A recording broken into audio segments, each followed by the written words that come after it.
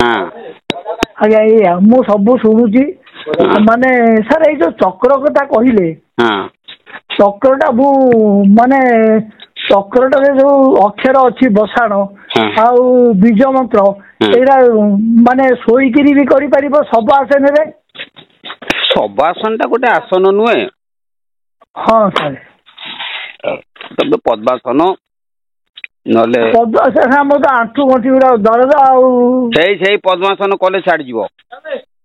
ମୁଁ ଆଗରୁ ସାର୍ କରୁଥିଲି ସେ ତ ଆଉ ଆଣ୍ଠୁ ଗଣ୍ଟା ମତେ 74 ବର୍ଷ ସାରେ। ଆଉ ସେ ପଦ୍ମାସନ ମିନିଟିଏ ଅଧ ମିନିଟିଏ କରିକିରି ଧୀରେ ଧୀରେ ଅଭ୍ୟାସ କଲେ ସେ ହେଇଯିବ। ସାର୍ ଆଉ ସବୁ ତ ଆପଣ ତ କହୁଛନ୍ତି ଏଗୁଡ଼ା ସବୁ ମୁଁ ଶୁଣିକିରି ଆଶ୍ଚର୍ଯ୍ୟ ଅମୃତବାଣୀ ଏ ଅମୃତବାଣୀ ମୁଁ ହିନ୍ଦୀ ଗୁଡା ସବୁ ଦେଖୁଥିଲି ଏ କଥା ଗୁଡା ବିଲକୁଲ ନୁହଁ। ହିନ୍ଦୀ ଯୋଉ ପ୍ରବଚନ ସବୁ ବାବାଜୀ କହନ୍ତି ସେ ମନ ବୁଦ୍ଧି ଅହଙ୍କାର ଉପରେ ଗୋଟେ କହିଯାଆନ୍ତି ଏଇଟା କୋଉଠୁ ବାହାରୁଛି କଣ କରୁଛି କେହି କହୁନା। ନା ତା ମୂଳ ତତ୍ଵ ଟା କୁହନ୍ତି ନାହିଁ। ଆପଣ ସବୁ ମଞ୍ଜି ବାହାର କରି କହିଦଉଛନ୍ତି କିନ୍ତୁ ଗୁରୁ ନାମଟି କହୁନାହାନ୍ତି। ଭଲ ଗୁରୁଙ୍କର ଆଦେଶ ନାହିଁ ତ। ହଁ ସବୁ କହିବେ କିନ୍ତୁ ଗୁରୁ ମନ୍ତ୍ରଟା କହିବେନି। ନା ସାର୍ ଆଉ ଗୋଟେ ଜିନିଷ ମୁଁ ଭାଗବତ ସବୁଦିନ ପଢୁଛି ଆପଣଙ୍କର ଯୋଉଗୁଡା ରେକର୍ଡ କରିଛି ମୁଁ ପେନଡ୍ରାଇଭ ରେ ସବୁ ପୁରେଇ ଦେଇଛି। ସବୁ ପେନଡ୍ରାଇଭ ରେ ପୁରେଇଛି 100 କି 200 ଖଣ୍ଡେ ଆଉ ଗୁଡା ତ କାଇଁ ଆସୁନେଇ କଣ କରିବି। ମୁଁ କହିସାରେ ଗୋଟେ ଭିଡିଓ ଖୋଲିଦବ। ସେ ଭିଡିଓ ଉପରେ ଦେଖିବ ଗୋଟେ ଅଖିଳ ଜ୍ୟୋତି ଲୋଗ ଟିକେ ଅଛି ମୋ ଫଟୋ ମୋ ଗୁରୁଙ୍କର ଫଟୋ ମିଶି ଛୋଟିଆଟିଏ। ସାର୍ ସେଟା ଡାହାଣ ପଟ କଣରେ ଉପରକୁ ରହିଛି। କିନ୍ତୁ ସେଇଟା ବାଁ ପଟ କଣକୁ ତଳେ ଅଖିଳ ଜ୍ୟୋତି ଲେଖା ହେଇଛି ତା କରରେ ତା ଠାରୁ ଛୋଟ ହେଇକି ରହିଛି। ସାର୍ ମୁଁ ଜାଣିଛି। ଆଉ ସେଇଟାକୁ ଆଙ୍ଗୁଳି ମାରିଦେନେ ସବୁ ଲେଖା ବାହାରିବ ସେଥିରେ ଭିଡିଓ ଉପରେ ଆଙ୍ଗୁଳି ମାରିଦେନେ 800 ଭିଡିଓ ସବୁ ବାହାରି ପଡିବ। 800 ମୋ ଝିଅକୁ କହିଥିଲି ସେ 100ଟା କଣ ଭିଡିଓ କରିଛି। ନାଇଁ ଏଇ ଯୋଉ ତଳ ଲୋଗଟାରେ ଆଙ୍ଗୁଳି ମାରିଦବ। ଆଉ ତଳ ଲୋଗରେ ଆଙ୍ଗୁଳି ମାରିକି ଭିଡିଓ ଉପରେ ଭିଡିଓ ଯୋଉଠି ଲେଖାଥିବ ଟିକେ ଆଙ୍ଗୁଳି ମାରିଦେଲେ ତା ତଳ ଉପର ମାରିଦବ ପୁରା ଚାଲିବ ସବୁ ଭିଡିଓ ସେଇଥିରୁ ଦେଖିକି ଭଲ ଭଲ ଭିଡିଓ ବାହାର କରିକି ପେନଡ୍ରାଇଭ ରେ ରଖ। ସାର୍ ପେନଡ୍ରାଇଭ ତ ରଖିଛି ମୁଁ କହିଲି ଆଉ କିଛି ନାହିଁ ଏଇତକ ଶୁଣିବି। ଏଇଟା ହଉଛି ବ୍ରହ୍ମଜ୍ଞାନ କେହି କହିନାହାନ୍ତି ଆପଣ ତ ସବୁ କହିଦଉଛନ୍ତି କୌଣସି ମୁଁ ଆଜ୍ଞା ଜଣକୁ ପଚାରିଲି ଶିଶୁବିନା କୋଉଟା କିରେ ସେ କହିଲେ ତ ଗୁରୁ ଗଲେ ପାଇବୁ କିନ୍ତୁ ଆପଣ କହିଦେଲେ ଦୁଃଖୁ ଦୁଃଖୀ ମୋ ଗୁରୁ ବି କହିଥିଲେ ଦୁଃଖୁ ଦୁଃଖୀ। ସାର୍ ଯୋଉ ଶିଶୁପୁନା ନାଡିଟାରେ ଚାଲେ ପବନଟା ଆମେ ଇଅଳା ପିଅଳାରେ ଜାଣିପାରୁଛେ ଇଅଳାରେ ଚାଲୁଛି ଆଉ ପିଅଳାରେ ଚାଲୁଛି ପବନଟା ଜାଣିପାରୁଛେ ଶିଶୁ ମୁନାରେ ଯୋଉ ପବନଟା ଚାଲୁଛି କେମିତି ଜାଣିବା?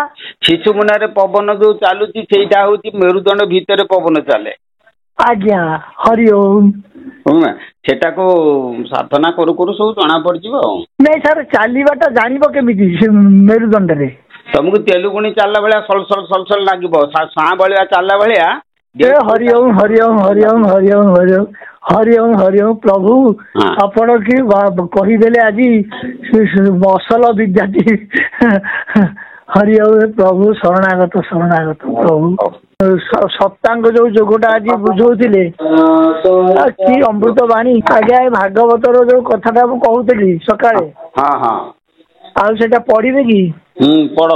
ଜଳେ କମଳ ମଧ୍ୟେ ଥିଲା ସେବେନି ଅକ୍ଷର ଶୁଣିଲା ଓଙ୍କାର ଆଦି ଶତ ଦଶ ପଞ୍ଚ ମିଶ୍ରିତେ ଏକ ବିଷ ସବଦେ ତପ ଉଚ୍ଚାରଣ ନିଷ୍କାଞ୍ଚନକ ନିଜ ଧନ ସେବାଣୀ ଶୁଣି ବ୍ରହ୍ମା କର୍ଣ୍ଣେ ନିରୋଳି ଚାହିଁଲା ବଚନେ ଗଗନେ ଦିଗ ସହିତେ ଅନାଇଲା କାହିଁ ସେ କିଛି ନ ଦେଖିଲା ସେ ପୁଣି ରହି ନିଜ ସ୍ଥାନେ ଆତ୍ମାର ହିତ ଚିନ୍ତି ମନେ ଜାଣିଲା ଏ ପରମ ତତ୍ତ୍ୱ ତପେ ସାଧନେ ଦେଲା ଚିତ୍ତ ଏ ମୋର ଶୀତ ବୋଲି ଜାଣି ଚଳ ମନେ କୁଶ ପାଣି ଅମୋଘ ସୃଷ୍ଟି ସେ ବିଧାତା ତପେ ବଢିଲା ତାର ଚିତ୍ତ ବେଦ ବରସେ ଶତ ଦଶ ତପସେ କଲା ଦୃଢ ଚିତ୍ତ। ଏଇଟା ଧରେ ନିଷ୍କାଞ୍ଚନକ ଧନ କୋଉ ସ୍କନ୍ଧ ଆଜ୍ଞା ଏଇଟା ହଉଛି ଦ୍ୱିତୀୟ ସ୍କନ୍ଧ ଅଷ୍ଟମ ଅଧ୍ୟାୟ ନାଇଁ ନବମ ଅଧ୍ୟାୟ। ନବମ ଅଧ୍ୟାୟ। ହଉ ଠିକ ଅଛି, କଥାଟା ଶୁଣ। ଆଜ୍ଞା। ପ୍ରଥମେ ଗୋଟେ ପଦ ପଢ, ତାପରେ ମୁଁ ଉତ୍ତର କରୁଛି। ଜଳେ କମଳ ମଧ୍ୟ ଥିଲା। କଣ ଥିଲା? ଜଳେ କମଳ ଥିଲା ମଧ୍ୟରେ କମଳ, ଜଳେ କମଳ ମଧ୍ୟ ଥିଲା। ହଁ। କଣ ଥିଲା? ମଧ୍ୟରେ ଥିଲେ ବ୍ରହ୍ମା। ବାସ୍, ତେଣୁ କଣ ଥିଲା? ବ୍ରହ୍ମା ଥିଲେ। ଜଳ ମାନେ ସିଏ ହଉଛି କାରଣ ଜଳ। ଆଜ୍ଞା। କାରଣ ଜଳରେ ଯେତେବେଳେ ପ୍ରଥମେ ବିଶ୍ୱ ସୃଷ୍ଟି ହୁଏ, ସେତେବେଳେ କାରଣ ଜଳରେ ଭଗବାନ ନାରାୟଣ ବିରାଟ ରୂପରେ ସିଏ ଶୟନ କରନ୍ତି। ଆଜ୍ଞା। ଯଦି ଶୟନ କରନ୍ତି, ଆମର ଶାସ୍ତ୍ରୀୟ ମତରେ ଯେ କାରଣ ଜଳରେ ଅନନ୍ତ ନାଗ ଉପରେ ନାରାୟଣ ଶୟନ କରନ୍ତି। ନାରାୟଣ ତାହେଲେ ବିରାଟ ପୁରୁଷ ନାରାୟଣ ରୂପରେ ଅନନ୍ତ ନାଗ ଉପରେ ଶୟନ କରିକିରି କାରଣ ଜଳରେ ଭାସୁଥାନ୍ତି। ଆଜ୍ଞା। ସେଇ କାରଣ ଜଳରେ ତାଙ୍କ ନାଭିରୁ ଗୋଟେ ପଦ୍ମ ଫୁଟେ। ଯେତେବେଳେ ପଦ୍ମ ଫୁଟିଲା, ସେ ପଦ୍ମ ଉପରେ ବ୍ରହ୍ମା ସୃଷ୍ଟି ହେଲେ। ତେଣୁ ଜଳେ କମଳ ମଧ୍ୟ ଥିଲା, ଅର୍ଥାତ୍ ସେ କାରଣ ଜଳରେ କମଳ ମଧ୍ୟରେ ବ୍ରହ୍ମା ଅବସ୍ଥାନ କରିଥିଲେ। ଆଜ୍ଞା। ତାପରେ ସେବେନି ଅକ୍ଷର ଶୁଣିଲା। ସେବେନି ଅକ୍ଷର ଶୁଣିଲା ନା ଶୁଭିଲା? ନାଇଁ, ଶୁଣିଲା। ତାହେଲେ ବ୍ରହ୍ମା ସେଠି ଦିଟା ଅକ୍ଷର ଶୁଣିଲେ। ଯେତେବେଳେ ସେ ଜଗତ ସୃଷ୍ଟି କରିବା ପାଇଁ ଚାହିଁଲେ, ସେତେବେଳେ ସେ ଆଉ କୌଣସି କିଛି ପାଇଲେ ନାହିଁ। ଯେତେବେଳେ ନ ପାଇଲେ, ସେ ଚତୁର୍ଦିଗକୁ ଯେତେବେଳେ ଚାହିଁଲେ, ସେଠୁ ମହାଶୂନ୍ୟରୁ ଦିଟା ଅକ୍ଷର ଶୁଭିଲା। ତାପରେ ସେ ଦିଟା ଅକ୍ଷର ସାର୍ କଣ କହିବି ନାହିଁ କି? ତମେ କହିଚାଲ। ଓଙ୍କାର ଆଦି ସତ ଦଶ। ଓଙ୍କାର ଆଜି ସପ୍ତଦଶ। ସପ୍ତଦଶ ନା ଷଟଦଶ? ଷଟଦଶ। ଷଟଦଶ। 16। ଶୁଣ, ଓଙ୍କାର ଆଦି ଷଟଦଶ ମାନେ 16। ବୁଝିଲେ କି? ଓଙ୍କାରକୁ ମିଶେଇକିରି ଆଉ ଓଙ୍କାରକୁ ମିଶେଇକିରି 16। ଓଙ୍କାରକୁ ମିଶେଇକି ମାନେ ଓଙ୍କାର ଧିଅରୁ ଷୋଡଶ ସ୍ୱରାହା। ବୁଝିଲେ କି? 16 ସ୍ୱର ବର୍ଣ୍ଣ ସୃଷ୍ଟି ହେଲା। ବୁଝିପାରିଲ? ଆଜ୍ଞା। ଓଙ୍କାର ଆଦି ଷଟଦଶ ମାନେ ଓଙ୍କାରକୁ ମିଶେଇକିରି 16ଟି ସୃଷ୍ଟି ହେଲା। ଅର୍ଥାତ୍ ଓଙ୍କାର ଧିଅରୁ 16ଟା ସ୍ୱର ସେ ସୃଷ୍ଟି କଲେ। ତାପରେ ପଞ୍ଚ ମିଶ୍ରିତ ଏକବିଂଶ। ବାସ୍, ତାହେଲେ 16ରେ 5 ମିଶିଲେ କେତେ? 16ରେ 5 ମିଳେ 21। ବାସ୍, ଏକବିଂଶ ମାନେ 21। ବର୍ତ୍ତମାନ ସେଇ ଯୋଉ 16ଟି ସ୍ୱର ହେଲା, ସେଥିରେ 5ଟି ବ୍ୟଞ୍ଜନ ମିଶିକିରି ସେ 21 ହେଲା। ତାପରେ ଶବଦେ ତପ ଉଚ୍ଚାରଣ। ବାସ୍, ଯେତେବେଳେ ଏଇ ଯୋଉ ଅକ୍ଷର ଗୁଡିକ ସବୁ ସୃଷ୍ଟି ହେଲା, ଅକ୍ଷର ଗୁଡିକ ସୃଷ୍ଟି ହେଲା ପରେ ସେଠୁ ତପ ବୋଲି ଗୋଟେ ଶବ୍ଦ ଉଚ୍ଚାରିତ ହେଲା। ସେଇ ଯୋଉ ବେନି ଅକ୍ଷର କହୁଛ, ସେଇ ବେନି ଅକ୍ଷର ହଉଛି ତପ। ଶବଦେ ତପ ଉଚ୍ଚାରିଲା। ତାପରେ ନିଷ୍କାଞ୍ଚନକ ନିଜ ଧନ। ଶବଦେ ତପ ଉଚ୍ଚାରଣ ନିଷ୍କାଞ୍ଚନକ ନିଜ ଧନ। ନିଷ୍କାଞ୍ଚନ, ନିଷ୍କାଞ୍ଚକ ନିଜ ଧନ। ତାପରେ ନିଷ୍କାମ କର୍ମ ହଉଛି ତାଙ୍କର ନିଜ ଧର୍ମ। ସେଇଠୁ ଆଜ୍ଞା। ତାପରେ କୁହ। ସେବାଣୀ ଶୁଣି ବ୍ରହ୍ମା କର୍ଣ୍ଣେ। ବାସ୍, ନିରୋଳି ଚାହିଁଲା ଗଗନେ। ବାସ୍, ସେଇ ଯୋଉ ତପ ବୋଲିକି ଶବ୍ଦ କର୍ଣ୍ଣରେ ବ୍ରହ୍ମା ଶୁଣିଲେ, ଶୁଣି ସାରିକି ନିରୋଳେ ମାନେ ଏକାନ୍ତରେ, ଆଉ କେହି ନାହାନ୍ତି ବିଶ୍ୱର ବ୍ରହ୍ମାଣ୍ଡରେ, କେବଳ ବ୍ରହ୍ମା ଅଛନ୍ତି। ଏକାନ୍ତରେ ସେ ଚାରିଆଡକୁ ସେ ଚାହିଁଲେ, ଗଗନକୁ ଚାହିଁଲେ। ତାପରେ ଦିଗ ସହିତ ଅନାଇଲା, କାହିଁ ସେ କିଛି ନ ଦେଖିଲା। ବାସ୍, ସେ 10 ଦିଗକୁ ଦୃଷ୍ଟି କଲେ। ପୂର୍ବ, ପଶ୍ଚିମ, ଉତ୍ତର, ଦକ୍ଷିଣ, ଐଶାନ୍ୟ, ନୈଋତ୍ୟ, ଆଗ୍ନେୟ, ବାୟବ, ଅଧ ଏବଂ ଉର୍ଦ୍ଧ, 10 ଦିଗକୁ ସିଏ ଚାହିଁଲେ। ଚାହିଁ ସାରିଲା ପରେ କୌଣସି ଜାଗାରେ କିଛି ସେ ଦେଖିବାକୁ ପାଇଲେ ନାହିଁ। ସେ ପୁଣି ରହି ନିଜ ସ୍ଥାନେ ଆତ୍ମାର ହିତ ଚିନ୍ତି ମନେ। ବାସ୍, ସେ ଯୋଉ କମଳ ଉପରେ ଥିଲେ, ସେ କମଳ ଉପରେ ରହିକିରି ନିଜର ହିତ ଚିନ୍ତା କରି ତାପରେ କଣ କଲେ? ଜାଣିଲେ ଏ ପରମ ତତ୍ଵ। ବାସ୍ ତେଣୁ ଯେତେବେଳେ ତପ ବୋଲିକି ଦିଟା ଶବ୍ଦ ଶୁଣିଲେ ସେ ତତ୍ଵ ଶୁଣି ସାରିଲା ପରେ ସିଏ ତ ଆଉ କୋଉଠି କିଛି ପାଇଲେ ନାହିଁ। ତେଣୁ ସିଏ କହିଲେ ଏଇ ଦୁଇଟି ହଉଛି ପରମ ତତ୍ଵ। ହଁ ତପ ସାଧନ ଦେଲେ ଚିତ। ବାସ୍ ଯେତେବେଳେ ଇଏକୁ ଏଇ ଦିଟା ପରମ ତତ୍ଵ ଯେତେବେଳେ ଶୁଣିଲେ ତେଣୁ ତପ ବୋଲିକି ତପସ୍ୟା ତପ ସାଧନା ସେ ସେଇଠି କଲେ କୋଉଠି କମଳ ଉପରେ। ହଁ ଆତ୍ମାର ହିତ ପାଇଁ। ଏ ମୋର ହିତ ବୋଲି ଜାଣି ନିଶ୍ଚଳ ମନେ କୁଶ ପାଣି। ବାସ୍ କୁଶ ପାଣି କହିଲେ ବ୍ରହ୍ମା ନିଶ୍ଚଳ ମନରେ ଏଇଟା ମୋର ହିତ ବାଣୀ ବୋଲିକି ମନରେ ଚିନ୍ତା କରି ସେ ତପସ୍ୟାରେ ମନ ଦେଲେ। ହଁ ଅମୋଘ ଦୃଷ୍ଟି ସେ ବିଧାତା ତପେ ବଢିଲା ତାର ଚିତ୍ତ। ବାସ୍ ସେ ଯେତେବେଳେ ଅମୋଘ ଦୃଷ୍ଟି ବୁଝିଲେ କି ଅମୋଘ ଦୃଷ୍ଟି ହଁ ସେମାନେ ଅବିଚ୍ଛିନ୍ନ ଦୃଷ୍ଟି ତାଙ୍କର ହେଲା। ତେଣୁ ଆକୁ ତପ ସାଧନା କଲା ପରେ ଧ୍ୟାନରେ ତାଙ୍କର ଚିନ୍ତା ବଢିଲା ଧ୍ୟାନସ୍ଥ ହେଲେ ହେଇଗଲେ ସେ। ତାପରେ ବେଦ ବରସେ ଦଶ ଶତ ବେଦ ବରସେ ଦଶ ଶତ ତପସେ କଲା ଦୃଢ ଚିତ୍ତ। ବେଦ ବଚନେ 10 ଶବ୍ଦ ତପ ସାଧନେ କଲା ଚିତ। ତାପରେ 10 ଶବ୍ଦ ମାନେ 10ଟି ପ୍ରଣବ ସିଏ ଜାଣିଲେ 10 ପ୍ରଣବ। ମନ ପବନ କଲା ବନ୍ଦୀ 10 ଇନ୍ଦ୍ରିୟ ଗଣ ରୁନ୍ଧି। ବାସ୍ ମନ ପବନକୁ ସିଏ ବନ୍ଦୀ କଲା ଅର୍ଥାତ କୁମ୍ଭକରେ ସେ ରହିଲେ। 10 ଇନ୍ଦ୍ରିୟ କହିଲେ ଜ୍ଞାନ ଇନ୍ଦ୍ରିୟ 5 ଆଉ କର୍ମ ଇନ୍ଦ୍ରିୟ 5। 10 ଇନ୍ଦ୍ରିୟକୁ ରୋଧ କରି ମନକୁ ପବନରେ ଛନ୍ଦି ବୁଝିଲେ କି ସେ କୁମ୍ଭକରେ ସେ ରହିଲେ ରହିକି ରହିଲେ। ତାପରେ ସେ ସତ୍ୟ ତପେ ସର୍ବଲୋକେ ତପ ସୃଜନ ଅତିରିକେ। ବାସ୍ ସେ ସର୍ବଲୋକରେ ସେଇ ତପସ୍ୟା ହିଁ ହଉଛି ତାଙ୍କର ହଉଛି ମୂଳ ତତ୍ଵ। ତପେ ପ୍ରତାପେ ନରହରି ମିଳିଲେ ଏକ ରୂପ ଧରି। ବାସ୍ ଯେତେବେଳେ ସେ ତପସ୍ୟା କଲେ ତପସ୍ୟା କଲା ପରେ ନରହରି କି ନାରାୟଣ ତାକୁ ଗୋଟେ ରୂପ ଧରିକି ତାଙ୍କ ପାଖରେ ଆସିକି ପହଞ୍ଚିଲେ। ତାପରେ ସେ ରୂପ ନ ଜାଣନ୍ତି କେହି ମାୟା ସଂସାରରେ ଦେହ ବହି। ବାସ୍ ମାୟା ସଂସାରରେ ଦେହ ବହିକି ଯୋଉ ଉପରେ ଭଗବାନ ଆସି ପହଞ୍ଚିଲେ କେବଳ ବେଦ ବ୍ରହ୍ମା ଜାଣନ୍ତି ତାକୁ ଅନ୍ୟ ଲୋକ କେହି ଜାଣିପାରନ୍ତି ନାହିଁ। ବିଷ୍ଣୁ ପ୍ରଶଂସେ ପ୍ରଜାପତି ଛାଡ଼ିଲା ମନୁ ଦୁଃଖ ଭ୍ରାନ୍ତି। ବାସ୍ ଯେତେବେଳେ ସେ ଗୋଟେ ରୂପରେ ଆସିକି ପହଞ୍ଚିଲେ କିଛି ବିଷ୍ଣୁ ଯୋଉ ରୂପରେ ଆସିକି ପହଞ୍ଚିଲେ ସେଇ ରୂପକୁ ଦେଖିକି ମନରୁ ତାଙ୍କର ଭ୍ରମ ଦୂର ହେଇଗଲା। ସେ ଅତି ଆନନ୍ଦ ମନରେ ପ୍ରସନ୍ନ ହେଲେ। ଆଉ ଶୂନ୍ୟ ବିଜେ ନରହରି ଅଶେଷ ଦେବଙ୍କର ଭରି। ଦେବଙ୍କର ବୈରୀ ଭରି କଣ ଲେଖିଛି? ତମର ଶୁଣ ସେ ଯୋଉ ଭାଗବତଟି ତମର ଠିକ ନାହିଁ କେତୋଟି ଶବ୍ଦ ମତେ କହିଲଣି ସେଗୁଡାକ ସବୁ ବେତାଳିଆ ମେତାଳିଆ ହଉଛି। ହଁ ସାର୍ ଭୁଲ ଏ ଭାଗବତ ଭୁଲ ଏଇ ଯୋଉଟା ଏଇ ଯୋଉ କଟକ ଭାଗବତ ଏଇଟା ଇଏ ତମେ ଗୋରଖପୁର ଭାଗବତ ଆଣି ପଢୁନ ଭଲ ଭାଗବତ ନ ପଢିକି ୟା ସବୁ ଦେବଙ୍କର ବରି କଣ?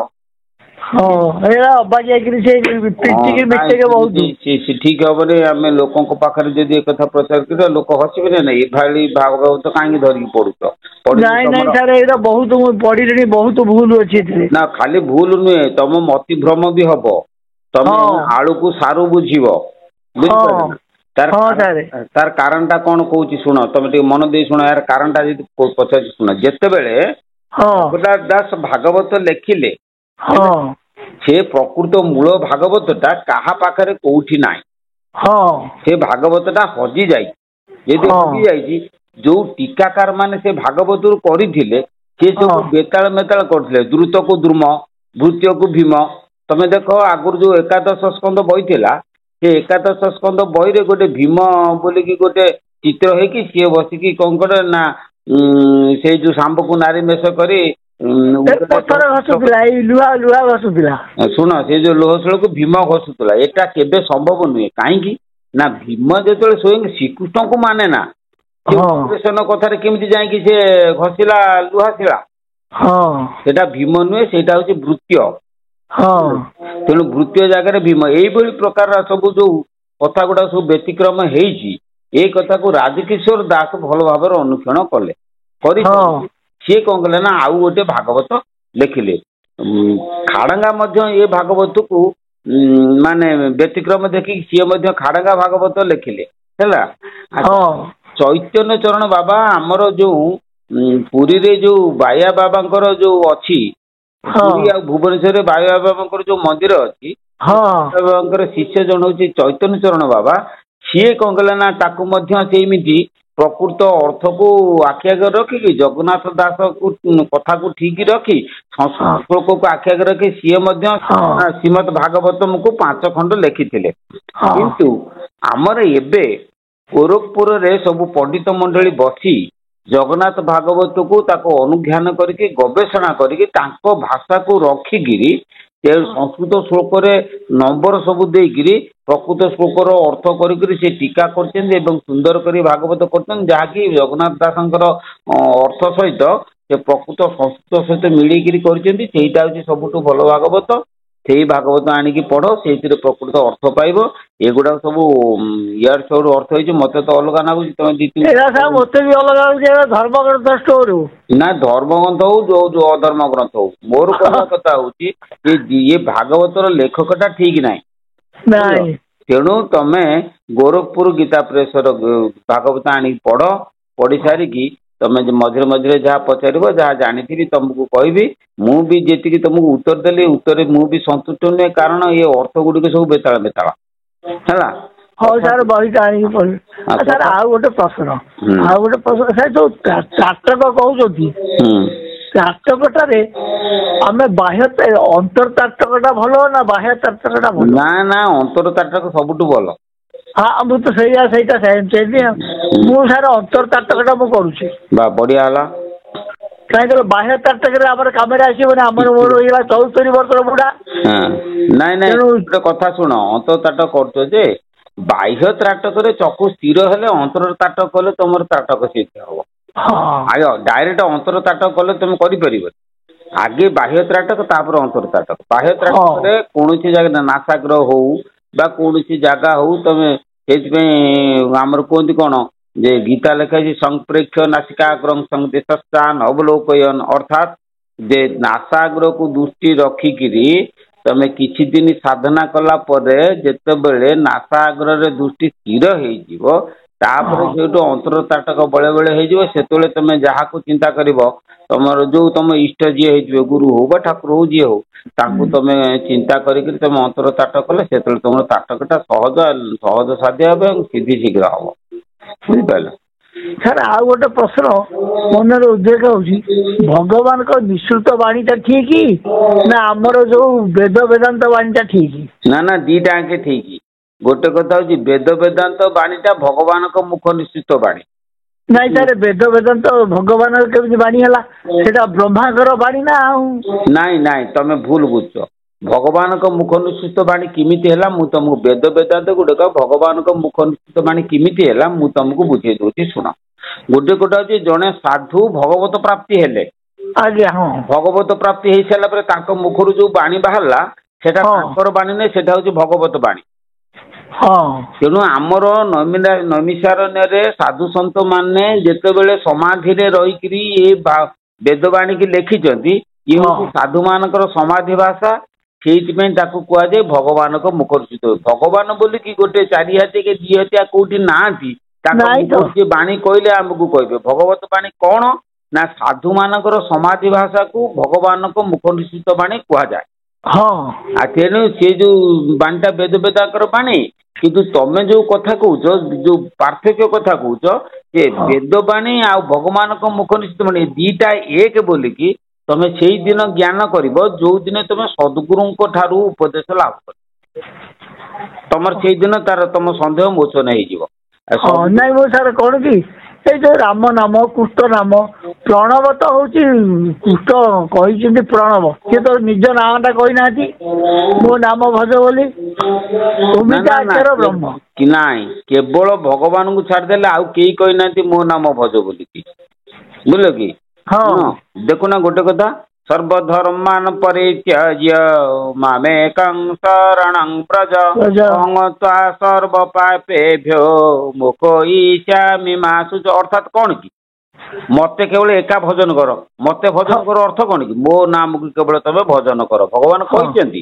କିନ୍ତୁ सी केवल भगवान को छाड़देले आउ आमर कौन शास्त्र लिखाई ना जे किए कही मो नाम को भजन कर केवल भगवान कहते मो नाम को भजन कर नामटा भगवान प्रकृत नामटा कौन सेटा केवल सद्गुरु तुमको देवे एमती आकार ब्रह्म जो नाम भागवत गीतार लिखाई बोटा को कर ना सेमती कले तुम भ्रमिब बुझीपार सद्गुरु को केवल सद्गुरु को उपासना कले सबटाक बुझीब गीता को बुझा एत सहज नुहे बिना सद्गुरु तुम गीता बुझीपार